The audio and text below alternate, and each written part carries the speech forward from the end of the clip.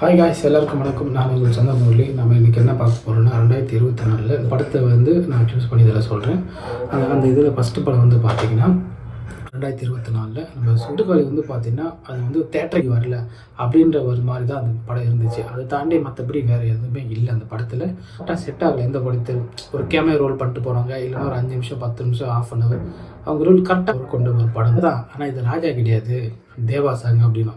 So கதையை starting பாயிண்டில் அப்படி படத்தை ஒரு விதமான தமிழ் சினிமாவில் இது வரைக்கும் இப்படி ஒரு கதையை கொண்டு ஒரு படத்தை எடுத்து ப்ராஃபிட் எடுத்து மாணவிக்கு அந்த பாட்டு இவங்களுக்கு ஹரிஷ் கல்யாணுக்கு எல்லாருக்குமே ஒரு சூப்பரான படம் தான் இந்த படம் ரப்பர் பந்து. நம்ம அடுத்த என்ன படம் பார்க்க வரோன்னா மாரி செல்வராஜ் இயக்கத்தில் அவரோட ஓன் ப்ரொடக்ஷன் வெளியே பார்த்திங்கன்னா அது பெரும்பாலான மக்கள் இது ரொம்ப ஸ்லோவாக இருக்குது, ரொம்பவும் ஒரு டிஃப்ரெண்ட்டான கதை. நீங்கள் இந்த கோணத்தில் இந்த படத்தை பார்த்தீங்கன்னா இல்லை, விஜய் சேதுபதி